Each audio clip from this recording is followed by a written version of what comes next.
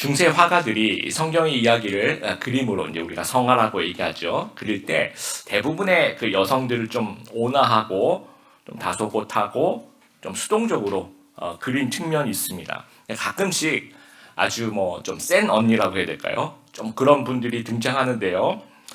오늘 본문을 가지고 이제 네덜란드 화가죠. 살로몬 드 브레이라는 사람이 1630년에 그린 제목이 야엘, 드보라 그리고 바락입니다. 왼쪽부터 있는 사람이 이제 야엘이고요. 근데 가운데가 이제 드보라. 그리고 오른쪽에 약간 그 어둡게 그려진 이제 바락이라는 사람입니다. 그 야엘 여러분 보시면 오른손에 센 언니 포즈죠. 오른손에 뭘 들고 있습니까? 망치를 들고 있죠. 자세히 보시면 왼손에 뭘 들고 있습니까? 쇠못을 들고 있습니다. 요즘에 이제 걸크러쉬, 센 언니 이런 표현들 많이 씁니다. 자신을 좀 솔직하게 표현하고 소신 있게 발언하는 그런 행동의 여성 스타일을 일컫는 말입니다. 남성에 대해서는 이런 단어 안 쓰죠. 보이크러쉬다, 뭐 센 오빠다 이런 말 잘 안 쓰죠. 그것이 우리나라가 유교의 영향을 받다 보니까 아직까지도 남성 중심의 이제 사고와 문화들이 좀 있습니다. 그래서 이제 주위에 이런 사람들이 이런 남자들이 많다는 거죠. 그래서 상대적으로 이제 앞에 나서는 걸크러쉬라든지 센 언니라든지 이런 어떤 분들이 이제 반갑고 응원하는 마음에서 요즘 그런 말을 많이 쓰는 것 같습니다. 성경 시대는요, 그 시대상을 그대로 좀 반영을 하는데 사사기도 3000년 전 이야기입니다. 그러니까 철저하게 그 남성 중심의 사회입니다. 그래서 당시 지도자라고 하는 제사장, 선지자, 사사, 왕 대부분이 이제 남자들이 독식을 하고요. 드물게 여성 리더십이 이제 등장을 하는데 구약 시대 이제 선지자라고 명시하고 그리고 선지자의 역할을 제대로 수행했던 그러나 이제 여성인 사람이 3명이 나오는데 첫 번째가 이제 모세의 누나 미리암, 그 다음에 오늘 본문의 드보라, 그리고 이제 요시야 왕 때 여선지자 훌다라는 선지자가 있어요. 이렇게 딱 3명입니다. 그리고 사사기에 그 12명의 사사 중에 유일한 여성 사사가 이 드보라 사사입니다. 그래서 오늘 본문은 우리가 1절부터 9절까지 4장 읽었지만 실제로는 4장, 5장 다 읽어야 됩니다. 이 4장은 드보라와 관계된 그런 이야기, 스토리에 대한 것들이 나오고요. 5장은 거기에 대해서 이제 노래를 하는 그런 장면입니다. 3명의 등장인물이 우리 그림에도 나와 있죠. 드보라가 나오고 바락이 나오고 야엘이 나옵니다. 각각의 이야기를 좀 살펴보면서 화가가 왜 이렇게 센 언니들로 묘사를 하고 있는지, 또 하나님께서 우리에게 주시는 교훈과 메시지가 무엇인지 같이 좀 살펴보았으면 좋겠습니다. 첫 번째, 드보라에 관해서 우리가 생각해 보아야 될 것은 말씀으로 돌아가야 된다는 겁니다. 1절에 보면 왼손잡이 사사 에훗이 죽고 난 후에 이스라엘 백성 또 악을 행합니다. 사사기 순환구조 계속 돌아가죠. 그래서 2절에 징계 회초리로 가나안 하솔이라는 땅에 야빈이라는 왕이 또 군대장관 시스라가 에게 하나님께서 이제 그 징계 회초를 맡기셨다고 하는데 하솔이 어디쯤이냐면요. 여러분 그림에 보시면 그 갈릴리 호수 위쪽 보면 하솔이라고 빨간색 동그라미가 쳐 있습니다. 당시 가나안 사람들은요, 이 가나안이란 뭐 나라 그런 건 없고요. 각각의 그 성을 중심으로 한 여러 국가, 도시 국가들이 있습니다. 그 중에서 이제 하솔이라는 도시 국가죠. 갈릴리 호수 북쪽에 있는. 근데 이 하솔이 처음 등장하는 것이 아니고 여호수아 11장에 보면 등장해요. 그때도 하솔랑 야빈이 연합군을 이끌고 그 당시 이제 여호수아와 이제 한판을 붙습니다. 누가 이길까요? 여호수아가 이기죠. 여호수아가 이제 성을 불태우고 진멸합니다. 그러면 그 야빈이 오늘 똑같은 야빈이냐? 그런 건 아니고요. 왜 우리 이제 이집트의 왕을 바로라고 얘기하죠. 그 아들도 바로고 그냥 왕조를 얘기하는 것처럼 왕의 그 야빈이란 말은 왕의 이름이 아니라 하솔의 왕은 다 야빈인 거야. 그 아들도 그냥 왕조, 야빈 왕조가 되는 거죠. 그럼 그때 하솔이 폐허가 됐는데 또 어떻게 야빈이 등장할 수 있느냐? 많은 학자들은 아마도 일부가 좀 도피했다가 그 성이 불태워졌을 때 나중에 돌아와서 그 훗날에 재건했을 거라고 생각합니다. 이것이 하나님의 그 창의적인 분노 중에 하나인 것 같아요. 여러분 기억하세요? 그 온니엘 처음에 우리 사사 얘기할 때 어떤 나라 혹시 기억하십니까? 메소포타미아 아주 멀리 있는 대적을 하나님께서 가지고 와서 쓰시는 거죠. 에훗은 모압, 그렇죠? 약해져 있는 자들, 약했던 자들을 하나님께서 강하게 만들어서 그 흑출로 쓰셨고요. 오늘 드보라는 그 하솔은요, 꺼진 불씨를 살려서 대적으로 쓰시는 그 하나님의 어떤 창의적인 분노를 우리가 좀 계속해서 기억했으면 좋겠습니다. 그리고 3절에 보면 철병거 전차이죠. 900대가 있었다라고 하는데 아마 이런 모습일 거라고 생각합니다. 당시에 가나안은요 철기 문명입니다. 그래서 전차가 있는 오늘날의 이 장갑차와 탱크에 비교할 정도로 천하무적입니다.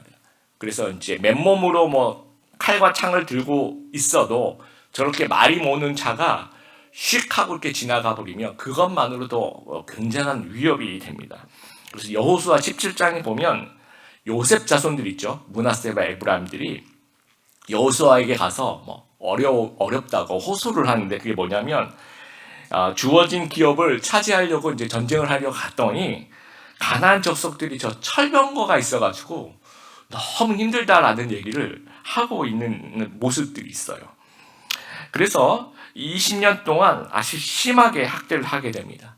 그래서 온니엘은 8년 동안, 그 다음에 에훗은 18년 동안 모압의 지배를 받죠. 근데 드보라 때는 20년 동안 이 하솔의 지배를 받습니다. 점점 늘어나죠. 8년, 18년, 20년. 이 죄의 그 사사기의 순환 구조가 계속 가면 갈수록 하나님의 징계는 더 심해지는 겁니다. 그래서 어느 정도로 심했냐 보니까 이제 사사기 5장 이제 노래하는 그 부분에 보면 이렇게 남았어요. 큰 길은 비었다네. 길을 가는 사람들은 뒷길로 다녔다네. 이제 쉬운 성경을 이렇게 번역을 했는데요. 대로를 다닐 수가 없을 정도로 너무 무서워서. 그래서 꼬불꼬불한 산길로 몰래 다녀야 했다라는 것을 설명하고 있습니다.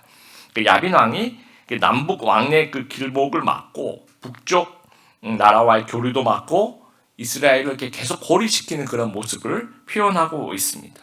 그때 드보라가 이제 사사가 되었는데요. 드보라가 좀 특이한 면이 세 가지가 있습니다. 첫째는 여성이라는 거고, 둘째는 선지자라는 거고, 셋째는 재판을 했다라는 건데요. 이것 중에서 이제 이 2번, 3번 선지자와 재판 이게 굉장히 중요합니다. 이 여성 사사 중에 유일한 여성인데요. 아까도 말씀드렸지만 구약의 그 3명의 여성 선지자 중에 한 명입니다. 그리고 이제 재판을 했다라는 것은 우리가 사사가 그렇죠. 우리 제일 첫 시간에 제가 사사의 뜻 자체가 원래 재판하다는 뜻이다. 그런 말씀을 조금 드렸습니다. 그래서 영어 성경에도 사사기라고 하지 않고 저지라고 이렇게 얘기를 하죠. 그런데 사사기를 읽어보면 다른 사사들은 재판하는 모습이 거의 나오지 않아요. 드보라만 거의 유일하게 12명의 사사 중에서 판사와 같이 재판을 하는 모습이 나옵니다. 그것이 우리가 4절에 그때 랍비도스의 아내 여선지자 드보라가 이스라엘의 사사가 되었는데 이 선지자란 말하고 연결이 돼요. 그러니까 다른 사람들은 그냥 사사가 됐는데 드보라는요 먼저 여선지자 역할을 했던 것 같아요. 그래서 하나님께서 사사로 세우신 것 같습니다. 여러분 선지자 이 성경에 선지자면서 동시에 백성을 다스리는 역할을 했는 사람이 딱 3명이 나와요. 모세가 그런 역할을 했죠. 그 다음에 오늘 본문의 드보라와 또 사무엘 선지자가 그런 역할을 합니다. 근데 모세는요 율법을 받아서 백성들을 가르치죠. 그리고 그 율법을 가지고 뭘 해요? 재판을 막 하죠. 그래서 이제 재판하려고 백성들이 줄을 너무 많이 쓰니까 그 장인 이드로가 뭐라고 조언을 합니까? 혼자서 다 하면 안 된다. 이를 이제 업무를 분담하고 위임을 해라. 그래서 천부장, 백부장 제도를 만들어서 그들이 이제 재판을 하게 됩니다. 그렇듯이 이 선지자에게 있어서 하나님 말씀을 가지고 재판하는 거 굉장히 중요한 역할입니다. 또 사무엘도 미스바로 모여라 라고 이야기하면서 백성들을 회개의 자리로 기도의 자리로 모아서 하나님 앞으로 백성을 데려가는 그 역할을 하는 겁니다. 그리고 하나님의 말씀으로 사울 왕을 가리키는 그런 사역을 하는 거죠. 그래서 선지자는 또 하나님의 말씀과 이 재판과 다 같이 이렇게 가는 거예요. 그래서 드보라가 재판을 했다. 이거는 단순히 판결을 내렸다라고 생각하면 안 되고요. 선지자로서 하나님의 말씀을 가르치고 그 말씀을 통해서 삶을 분별하는 그런 사역을 했다라는 거예요.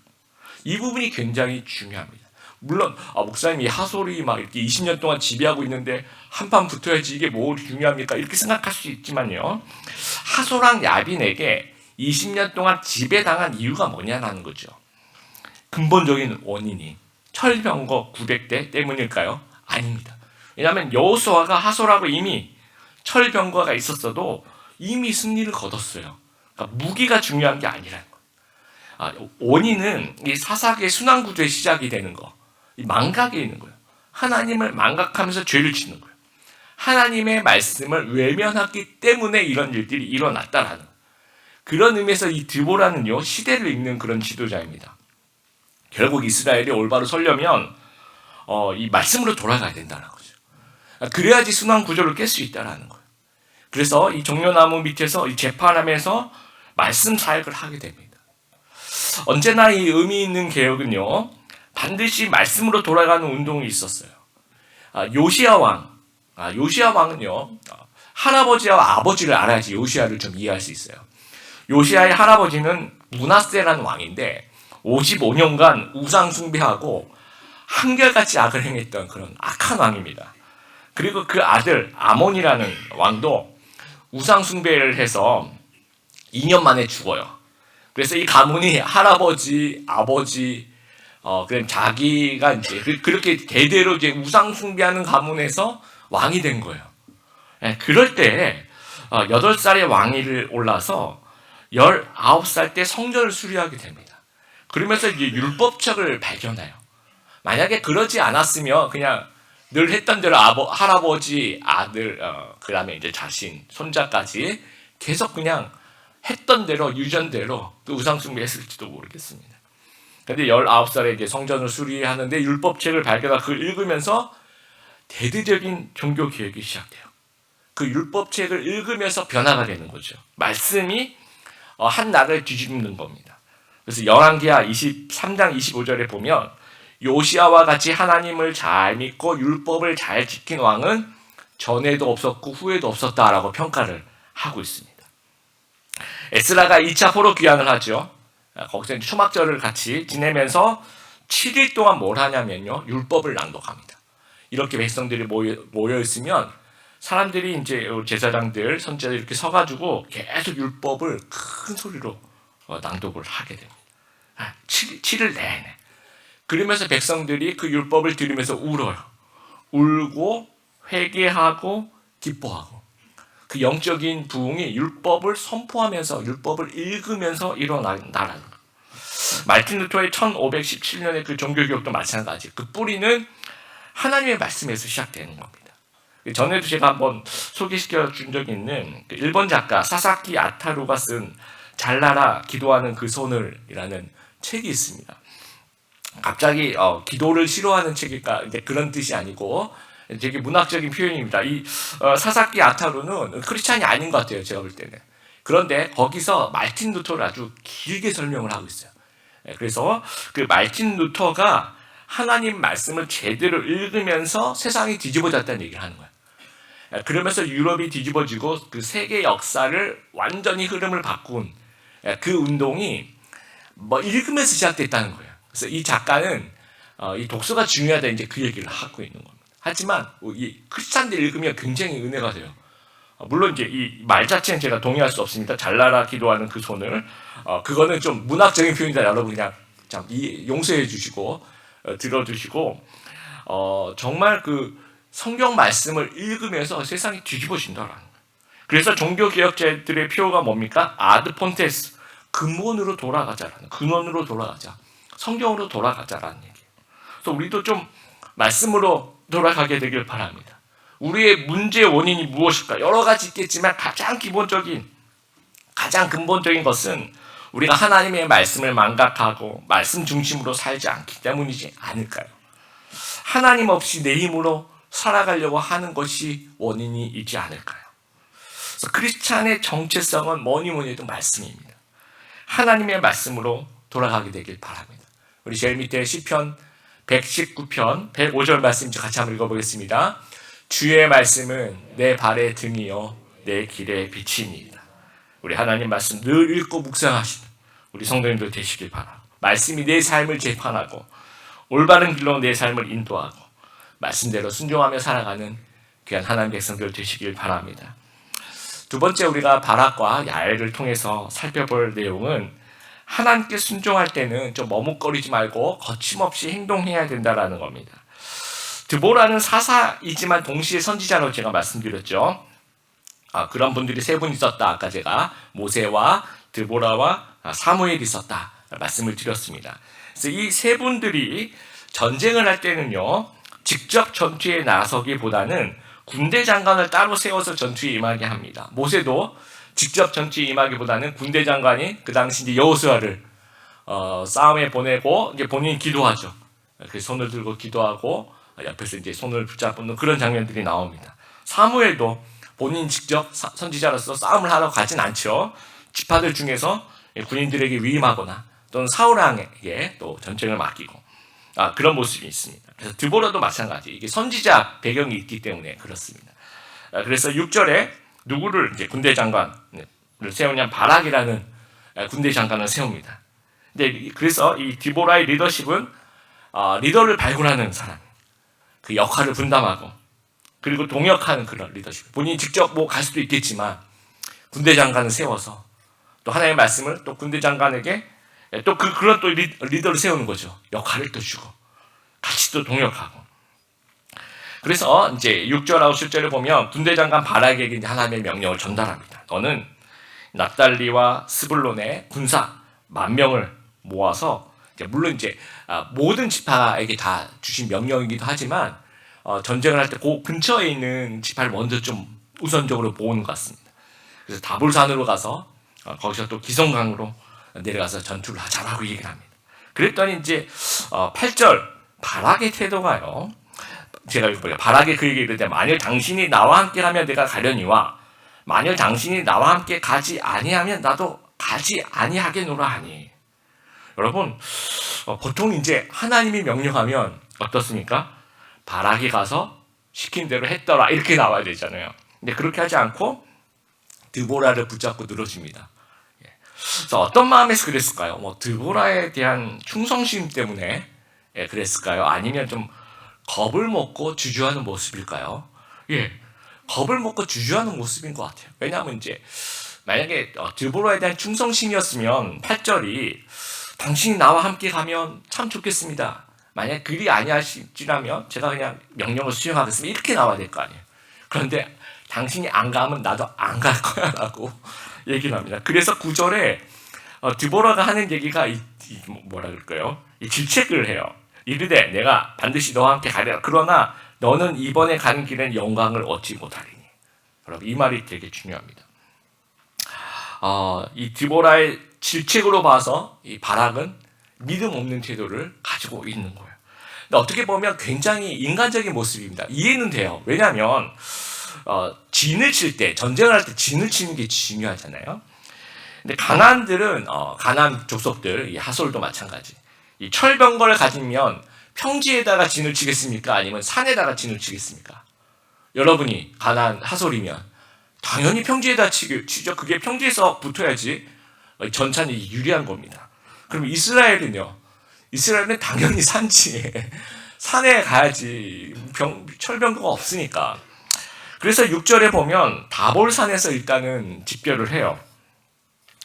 그런데 이 여호와의 말씀이 또 이제 드보라가 뭐라고 얘기하냐면 7절 내가 야빈의 군대 장관 시스라와 그의 병거와 그의 무리를 기손강으로 이끌어내어 내게 이르게 하고 그를 내 손에 넘겨주려 하셨느니라. 자, 기손강, 여러분 그림을 한번 보여드릴게요. 아까 보여드린 그림인데요. 다볼산, 그 갈릴리 호수 왼쪽에 보면 다볼산 여러분 보이시죠? 그 다음에 그 왼쪽으로 보시면 또 갈멜산이라고 되어 있죠. 지도를 보시면. 그래서 다볼산과 갈멜산 사이에 어떻게 보면 골짜기라고 얘기할 수 있으나 넓은 평야가 있습니다. 이걸 이제 우리가 이스라엘 평야라고 하는데, 왜 유리한 산을 버리고 불리한 평지로 내려가느냐라는 것에 대해서 바락은 이해할 수가 없는 거예요. 여러분도 그게 우리라도 좀 이해가 안 될 수도 있겠다라는 생각이 듭니다. 상대는 철병거 900대인데요. 우리는 병거가 없어요. 그러면 산에서 붙든지 뭐 이런 지형 지문을 이용해야 될 텐데 평지에서 대회전을 치르는 거예요. 그러니까 도저히 이해가 안 되는 거죠, 군인으로서. 그러니까 머뭇거리게 되고 주저하게 되고, 하나님이 분명히 얘기하셨는데도 불구하고 내 생각이 이해가 안 된다라는 거예요. 그래서 8절에 하는 얘기가 이런 거예요. 드보라여, 이런 전술로는 백성들을 설득을 하지 못합니다. 그러니까 드보라, 당신이 가서 당신이 직접 설명하십시오. 그럼 내가 따라가겠습니다. 안 그러면 저는 못 따라갑니다. 이 얘기를 하고 있는 겁니다. 근데 여러분, 하나님의 계획이 지는 계획이실까요? 아니면 이기는 계획일까요? 이기는 계획이에요. 하나님이 전투를 명하시고 내 손에 넘겨주리라 분명하게 말씀하셨다면 이건 이기는 계획입니다. 그래서 13절에 이제 드보라가 다 데리고 가죠. 이 군대 장관 시스라, 하솔 군인들이 어디에 모입니까? 이 기송강 근처, 이 갈멜산과 이 다볼산 중간에 있는 거기에 이제 평지에 모이게 됩니다. 그래서 14절에 보면 드보라가 바락에 일어나라, 이는 여호와께서 시스라를 내 손에 넘겨주신 날이라. 여호와께서 너의 앞에 나가지 아니하시느냐 하는지라. 이에 바락이 만명을 거느리고 다볼산에서 내려옵니다. 그래서 여호와의 말씀처럼 이 평지에서 붙게 돼요. 그런데 15절에 하나님 여호와께서 바락 앞에서 시스라와 그의 모든 병거와 그의 온 군대를 칼날로 혼란케 빠지게 하심에 시스라가 병거에서 내려 걸어서 도망한지라. 큰 승리를 주셨다라고 얘기를 합니다. 그러니까 혼란이란 말이 있죠. 혼란. 그리고 내려서 걸어서 도망갔다라고 얘기해요. 그러면 여러분이 졌어요. 그러면 도망을 빨리 가야 될 거 아니에요. 그러면 병거를 타고 도망을 가야 되는데 내려서 걸어서 도망갔다라고 합니다. 근데 이 자세한 설명이 14절, 15절에 잘 없어요. 근데 그 힌트가 5절에 가면 이제 드보라의 노래가 나오는데 그 노래 안에 우리가 좀 전투 상황이 어땠는지를 좀 알 수가 있습니다. 5장 4절에 보면 그때 땅이 흔들렸습니다. 하늘에서 비가 내리고 구름이 물을 뿌렸습니다. 라고 얘기를 합니다. 그리고 20절에 하늘에서 별들이 싸우고, 이 별들이 싸운다는 얘기는 비가 왔다라는 거예요. 그리고 21절에 기송강이 시스라 군대를 쓸어버렸다. 이 기송강이 내가 힘없는 자를 밟았다라고 얘기합니다. 이게 뭐냐면 팔레스타인 지형이요, 이스라엘 평화의 특징이 뭐냐면 와디 평야라고, 건기 때는 그냥 물이 없어요. 그냥 이게 평지입니다. 그런데 우기 때는요, 이것이 물이 막 넘치면서 이것이 강이 흘러가고 범람을 해요. 그리고 비가 오면 완전 진창이 됩니다.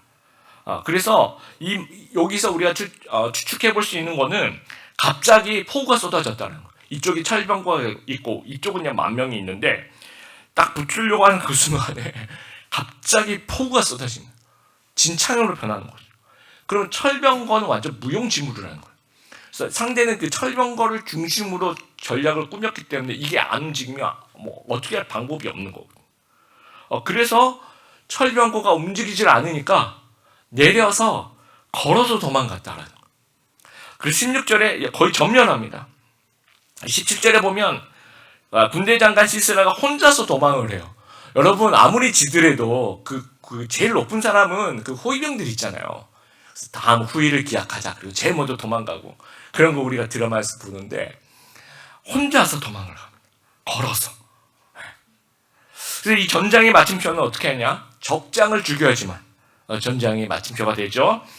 근데 그 적장을 죽이는 영광은 바락이 아니라 여인 야일이 그것을 가져가게 됩니다.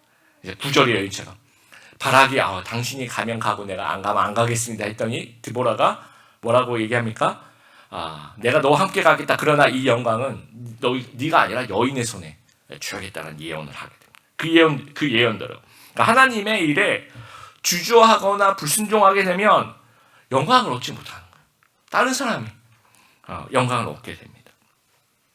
그래서 이제 17절에 자기를 숨겨줄 만한 마을을 찾아가요. 시스라가. 왜냐하면 혼자서 도망을 가는데 그 멀리까지 못 갈 것 같다는 거, 너무 힘들고 피곤하니까 자기를 숨겨줄 만한 것에 좀 숨어 있다가 좀 조용해지면 그렇게 몰래 가시라고 생각했던 것 같아요. 그래서 하솔과 교류하고 있던 그 동맹인 겐 사람 헤벨의 아내 야엘의 장막에 들어갑니다. 가서 물 좀 달라고 하고 누가 어느 좀 망 좀 봐달라고 이렇게 부탁을 해요. 근데 이 겐족속이 중요합니다, 여러분. 모세 장인이 이드로죠.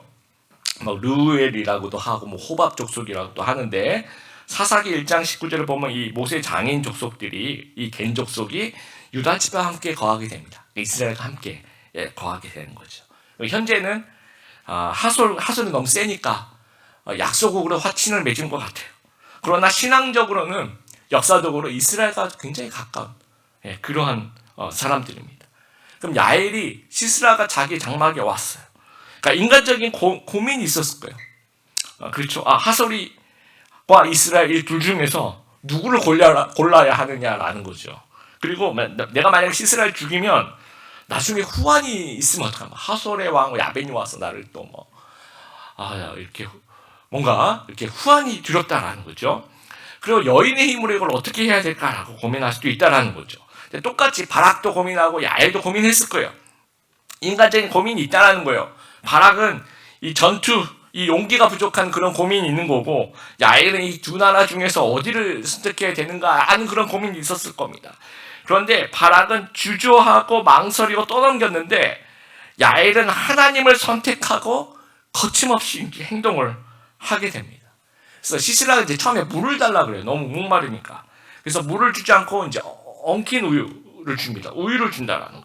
그래서 어떤 성경학자는요, 일부러 우유를 줘서 우유를 마시면 잠이 좀 잘 온다면서요.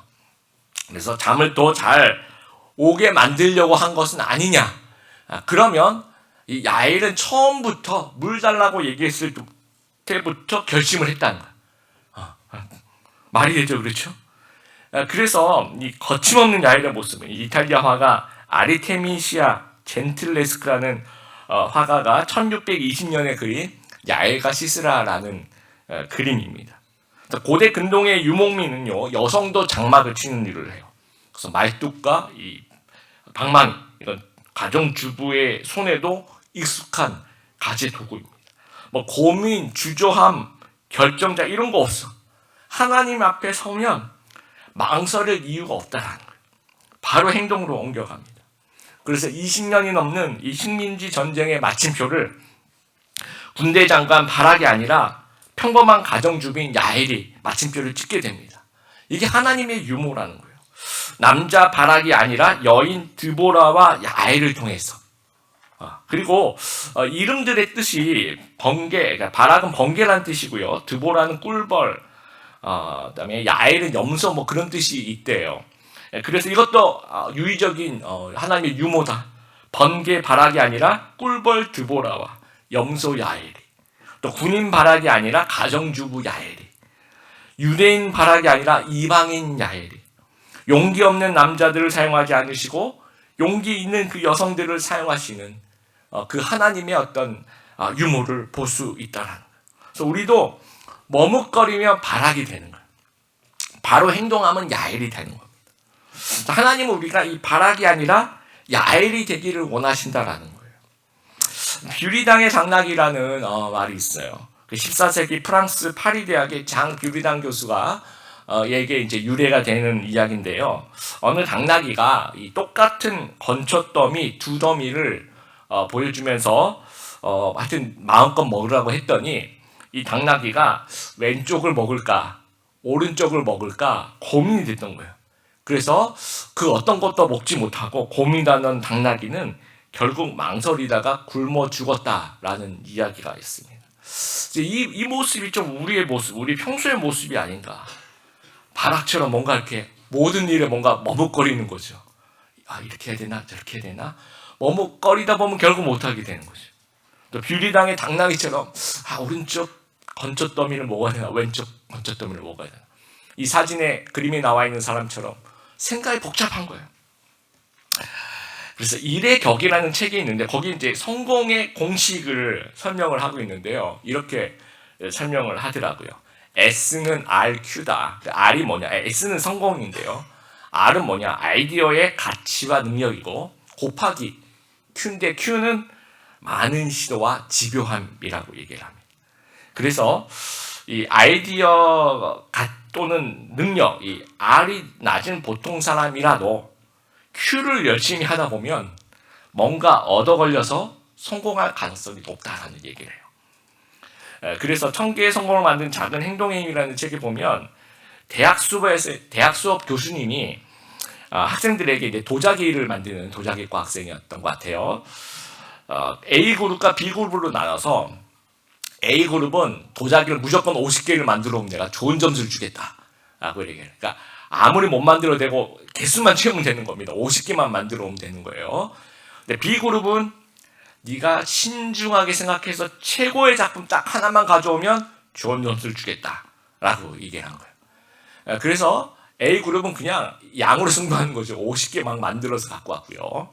B그룹은 아주 한 학기 내내 고민하고 하여튼 나의 마스터피스야 막 이게 제일 좋은 거야 라고 해서 가져온 거 가지고 이제 검사를 받는 거예요. 그래서 교수님이 볼 때 여러분 한번 생각해 보세요. 최고의 작품을 제출한 학생은 이 A그룹 양에 있는 그룹에 있을까요? 아니면 이렇게 신중하게 하나만 제출하는 B그룹에 있을까요? 어느 그룹에 있을까요? 그래서 교수님이 전체적으로 이제 살펴봤더니 많이 제출하라고 했던 것 중에서 굉장히 훌륭한 작품들이 많이 있더래요. 그러니까 오히려 막 내가 막 생각해서 하나만 마스터피스를 만들어야지 이렇게 얘기하는 사람들은 그렇게 쓸만한 작품이 없었다라고 합니다. 우리도 우리에게 하는 얘기 같아요. 우리가 그래 이것도 해보자, 이것도 행동해보자, 이것도 행동해보자, 이것도 해보자 하는 가운데서 뭔가가 나오는. 우리 신앙도 마찬가지. 하나님이 명령하면 알겠습니다. 예스 하다 보면 우리 신앙이 성장하는데 이 바락과 같이 글쎄요 제가 어떤 요즘에 일이 있어서 뭐 하면서 자꾸 이렇게 머뭇거리고 생각하고 아니요 하나님 조금만 기다려요 지금 때가 아니에요 뭐 이러면서 내가 어떤 하나님보다 내가 내 생각이 앞서가고 이럴 때 성장하지 않는다라는 거죠. 이 바락의 모습은요 이스라엘의 그 20년의 실패를 그대로 반영하는 거예요. 왜 20년 동안 계속 안 됐었거든요. 이 학습된 무기력이라고 얘기하죠. 계속 20년 동안 하솔에게 지배를 당했던 거예요. 나는 계속 진다. 나는 계속 수동적이다. 나는 안 된다. 나는 못한다라는 거죠. 그래서 로마의 그 스토아 철학자 에픽테토스라는 사람이 이런 얘기를 합니다. 우리를 불안하게 만드는 것은 사물이나 사건이 아니다. 그것을 바라보는 우리의 생각이 불안의 원인이다. 다시 읽어볼게요. 우리를 불안하게 만드는 것은 사물이나 사건이 아니다. 그것을 바라보는 우리의 생각이 불안의 원인이라는 거예요. 그러니까 바락이 되어서는 안 된다라는 겁니다. 야엘이 되어야 한다라는 거예요. 우리 성도들이 하나님의 뜻을 구별하는 과정에서는 이게 죄인지 아닌지를 구별할 때는 우리가 머뭇거릴 수 있습니다. 그런데 분명한 이건 하나님의 뜻이구나. 이건 분명한 하나님의 명령이구나 하는 부분에 있어서는 거침없이 행동해야 된다라는 거예요. 요즘 저희 서번트 소그룹 리더들하고 이제 목적이 이끄는 사람 읽고 있어요, 같이. 거기에 이제 읽는 과정에서 두 가지 질문이 나오더라고요. 두 가지 하나님이 우리에게 질문을 하시는데요. 첫 번째 질문은요, 너는 나의 아들 예수 그리스도와 함께 무엇을 하였느냐? 두 번째, 내가 너에게 준 것들로 너는 무엇을 했느냐?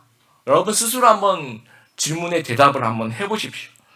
근데 나의 아들 예수 그리스도와 함께 무엇을 하였느냐고 물어봤을 때 전 이런 걸 했었고 이런 걸 했었고 이걸 당당하게 얘기할 수 있느냐는 거죠. 또 지금 너는 내가 너에게 준 것으로 무엇을 했느냐라고 물어볼 때도 마찬가지. 이 질문 앞에서 나는 바락과 같은 모습인가? 나는 야엘과 같은 모습인가를 생각해 보라는 거예요. 여러분 환경은 바락을 만들고요. 믿음은 야엘을 만드는 거예요. 환경은 속이는 거예요. 믿음은 중심을 잡아주는 겁니다. 우리가 믿음 생활할 때 이 환경에 지배를 하면 바락이 되는 거예요. 그 환경에 지배하면 우리가 힘든 이유와 하지 않을 이유를 막 찾게 됩니다. 근데 그러면 바락이 되는 거죠. 그래서 야엘의 모습처럼 믿음으로 이 시스라를 내리쳐야 되는 겁니다. 주일날 아침에 여러분 오늘도 아침에 일어나셨을 때 뭐 여러분 중에 그런 분은 안 계실 거라고 생각합니다. 그러나 이제 교회 갈까 말까 이게 고민이 되잖아요. 그럼 여러분 고민하시면 이제 무조건 와야 되는 거예요. 고민은 환경인 거예요. 그러니까 처음 주시는 그 마음이 맞는 거예요. 그래서 이제 눈 떠보니까 교회네. 아, 내가 오늘 안 올 생각을 했는데 몸이 교회에 와 있네. 이렇게 돼야 되는 거죠. 일단 몸이 움직여야 되는 겁니다. 그래서 우리가 복음을 전할 때도 마찬가지예요. 바라카 같은 마음이 있으면 저 사람은 이것 때문에 교회 안 갈 것 같아. 막 계속 이런 마음이 생기는 거예요. 내가 지금 이 사람한테 교회 가지고 얘기하면 저 사람 날 싫어할 것 같아. 저 사람은 개인 사정이 있어. 뭐 별의별 이유들이 자꾸 생각이 납니다. 그렇게 되면 안 된다. 야엘같이 그냥 이끌어지는 거죠. 하나님, 내가 이 사람은 제가 마무리하게 도와주십시오라고 기도하고, 제가 제 손으로 교회로 인도하시도록 인도해 달라. 그런 마음으로 기도해야 된다라는 거예요. 사사기 5장 12절에 제가 오늘 제목을 드보라여 깨어나고 일어나라라고 제목을 지어본 이유가 5장 12절에 아주 중요한 말씀이 있었어요. 같이 한번 읽어보겠습니다. 시작.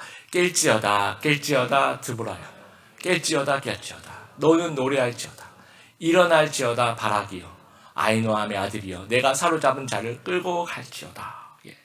이 드보라에게는 깨어나라라고 얘기를 하고요. 그 다음에 바락에게는 일어나라라고 얘기를 합니다. 드보라에게 깰지어다라고 얘기하는 것은 말씀 사역을 연상하게 만들죠. 영적으로 잠자는 것들이 말씀으로 깨어난 것을 계속해서 이야기를 하는 겁니다. 그리고 바락에게는 일어나라고 얘기를 해요. 소심함으로 정말 주저앉아 있는 그 바락에게 일어나라라고, 일어나서 행동하라라고 이야기를 합니다. 그래서 우리 귀한 성도님들이 말씀에 깨어있게 되기를, 또 행동하기 위해서 일어나게 되기를 바라요. 지금 이렇게 우리 서번트, 우리 집사님, 권사님들이 하나님 말씀에 드보라와 같이 깨어있게 되길 바랍니다. 그리고 야엘처럼 주님이 원하시면 거침없이 예수할 수 있는, 거침없이 움직일 수 있는 그런 분들 되시길 바랍니다. 그래서 드보라와 야엘 같이 하나님께 귀히 쓰임받는 성도님 되시기를 주님의 이름으로 축복합니다.